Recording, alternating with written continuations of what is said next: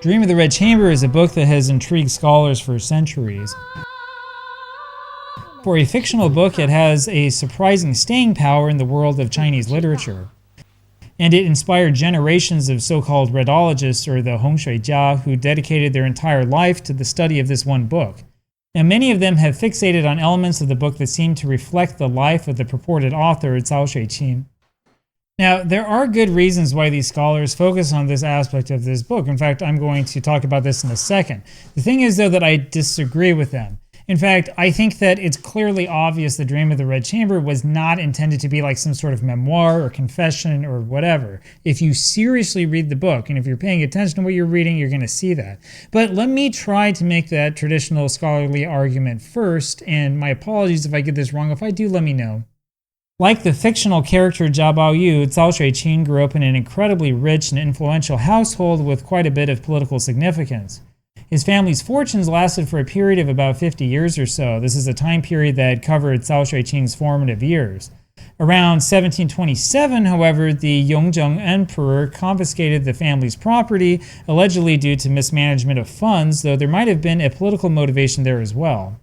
So I'm doing a real bad job of explaining this backstory, by the way, but I don't want to make the whole video about that. Maybe we'll do that later on. There's a great book that you should read that's called Cao and the Kangxi Emperor that describes Cao Xueqin's ancestors. It's by the renowned historian Jonathan Spence. Now, Jonathan Spence's books on Chinese history are a big part of the reason why I'm so interested in all of this stuff, right? That's the thing that made me really fall in love with the culture when I read it like 20 years ago, and I feel really old now, thanks. Anyway, check out that book if you've got time. Anyway, the point is that Cao Xueqin had intimate knowledge of the way that rich people lived in the early years of the Qing dynasty, since that is literally the world that he grew up in.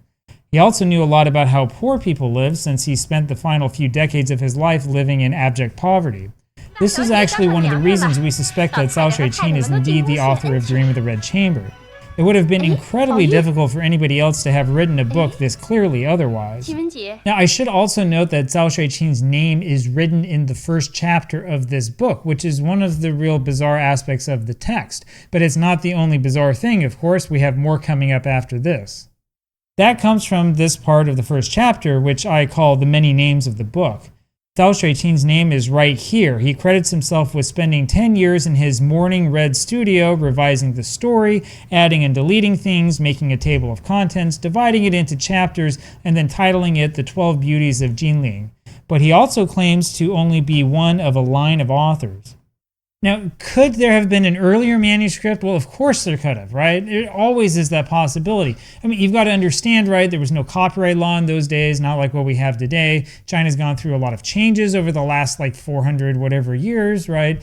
And you also have to remember that the process of creating literature in China back then was largely a communal process, right? It wasn't like we think of where one person, shuts himself off from the outside world and just writes a whole bunch of stuff. No, back then there was a lot of back and forth between different scholars and different intelligent people in the literary circles and stuff like that. That's true of a lot of Chinese fiction from this era, not just Dream of the Red Chamber. Another reason we strongly suspect Cao Xueqin was the author comes from the famous manuscripts of the book, which spread in literary circles a few decades before the book was officially published. The red ink on these manuscripts are corrections made by the hand of earlier editors, including the famous Zhiyan or red inkstone. There are a few indications that Zhiyan asked Cao Xueqin to delete certain scenes because they were a little bit too close to home, and it seemed that Cao Xueqin actually obliged. Now, as of the filming of this video, I'm only part of the way through chapter 9 of the translation, right? There's 120 chapters. It's going to take us a couple years to finish up, so you should come on board. And by the way, if you do want to come on board, you want to follow along, check out that link in the description. So what I'm doing is a public translation. That literally means that as I'm making it, you can talk with me, you can give me feedback, you can make fun of me, you can say this doesn't make sense, you can do whatever it is that you want. I don't think that there's any translation project out there that's anything close to this one. Anyway, in a few chapters, we're going to see that Qin Keqing passes away mysteriously. Anyway, I won't get into who she is. You can watch the other videos about that. There are some very strong hints in the book about her having an affair with her father-in-law, and it seems that she should have originally taken her own life because of all the pressure. At least that's how it's written in at least one manuscript of the book. But in the officially published version, she dies of a mysterious illness. Anyway, this allegedly referred to a similar scandal in Cao Xueqin's own household. But of course, we don't really know any of this for sure. It's one of those things where we have our suspicions and where the scandal and the cover-up seems so good that we kind of wish it was true. But the problem with running after all of this stuff is that we tend to ignore the clear signs in this book that the book is supposed to be a work of fiction. It's just a book of fiction that's really well written and that's really realistically described. You see, the book is actually a reflection of an internal struggle that Baoyu has. Internal struggle like a struggle between him and himself, right? It's between the kind of life that he really wants to live and the kind of life that his circumstances are going to force him to live. And I worry that a lot of scholars have ignored this struggle and instead have looked for conspiracies and cover-ups in the history. Baoyu is young and impressionable, and he really doesn't like to study. This itself is ironic since the book was composed to be a lot like the old Chinese tradition of capable scholar and beautiful woman romance novels. This trope, which is called foucsed, was extremely popular when Cao Xueqin was young and had been around for a couple centuries or so. In fact, Cao Xueqin refers directly to that genre of literature in the first chapter of his book. He claims that the genre was cliched, that it features thousands of books with the same language and thousands of characters that share the same face. But the crazy thing here is that Cao Xueqin then uses that genre of fiction, the one that he just criticized, to write his own story. And I'm not exaggerating this, by the way. The love triangle in this book is a classic trope of the foucsed genre of literature. The family situations that these characters find themselves in, the fact that Baoyu needs to pass the imperial exams to move up in the world, the fact that there are two girls that he's interested in, the fact that he needs to go through their personal maids to really get at them, all of these things are evidence that this is actually a foucsed novel, because those novels are filled with these tropes. But the thing is that his love interests are no ordinary girls. Shui Baochai is extremely Confucian and very refined. She's a master of social graces. Lin Dayu, on the other hand, is wild and unrestrained and seems incapable of controlling her inner emotions. And that's the evidence that this book is not really meant to be a memoir. You see, the English translator David Hawkes wrote that he thought that Shui Baochai and Lin Dayu were two halves of a perfect woman. Now, I do consider that to be a somewhat sexist idea, though there are people who disagree with me, which is fine. I also understand that there is a comment from Zhi Yanjai to that effect in one of the handwritten manuscripts. But the thing is that it's just not true. You see, these two girls represent two different ideals, two different possible paths in life for Baoyu. His conflict is about which one to take, not about wanting to have both of them together. That would be impossible. Shui Baochai, for example, is the conventional path. There's evidence right from the start that she is the one he was meant to be with. For example, they both have similar auspicious pieces of jewelry. Shui Baochai's relationship with Baoyu is formal and conventional and is focused on Confucian values and propriety. In other words, she's the nice girl that your mother said you should settle down with. Now, the crazy thing is that Baoyu really needs to select this path. There's all sorts of stuff that's happening in the background that I'm skipping over that means that his family only has him as the sole hope. If it's not Baoyu, it's nobody. Because destruction is imminent, the Jia family desperately needs Baoyu to stop his clowning around and to go past the imperial examinations. He needs to study. Because if he passes the imperial examinations, he might be able to, get income for his family and keep off the disaster that's going to come otherwise. Lin Dayu, on the other hand, is unrestrained and free. She's like poetry in action.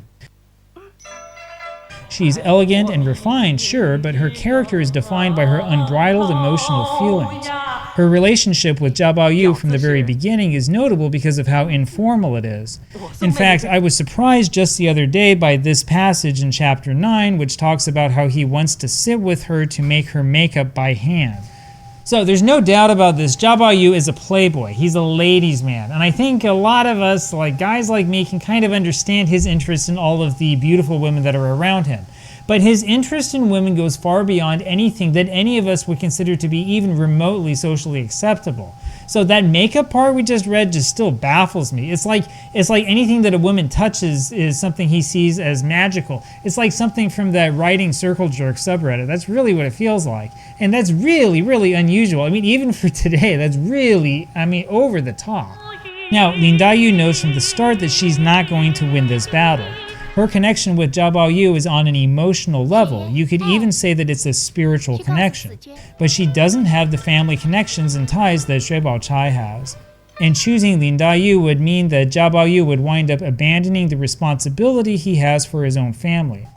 So I should also make it clear that it is not that Zhao Baoyu is controlled by his family to only choose this path or that path, right? There's a little bit of that at stake here, and we'll see as we go through a couple dozen more chapters that the family politics end up making this decision for him. But there is a common mistake that Western literary critics make when they compare this book to Romeo and Juliet. This is not a young man who's fighting against the rules that his family is enforcing, or like arbitrary rules or arbitrary ideas like the, Capulets and so on. No, he's fighting against his own desire to do what he needs to do to help those that he loves, and his desire to do what he loves to do to fulfill his own needs. And that contrast is just so good that it has to be fictional. Real life just isn't like that. Now, I'll admit that I've kind of borrowed this idea from the late great Professor Anthony C. Yu, who I have a lot of respect for. Though his language is more formal than mine, Yu says the same thing, that the book really ought to be treated as a fictional representation and not just a reflection of real life. And, like I just explained to you, Yu notes that the fact that Dream of the Red Chamber creates its own self-referential mythology is pretty strong evidence that it's a great work of fiction, not fact. That's why I'm echoing you by saying that the scholars are focusing too much on the history and not enough on the actual poetry of the book. Anyway, that gives you a little bit of an idea. Now, if you don't speak Chinese, or if you look at those quotations from Anthony C. Yu and you want to fall asleep, don't feel bad. Sometimes I feel the same way. You should check out my blog anyway. So my goal is to do what I can to make this book accessible to everybody, and that includes writing a lot of commentary pieces and talking about a lot of minutiae and little stuff that you might not notice if you just read an English translation. Now, when I write my stuff, sometimes I'm right, though I'm more often wrong than I am right. But the important part is that we can have a conversation together about this book and what we think about it. You see, the more people that we have reading this book and discussing it, the more likely it is that we're going to stumble across the truth together as a group.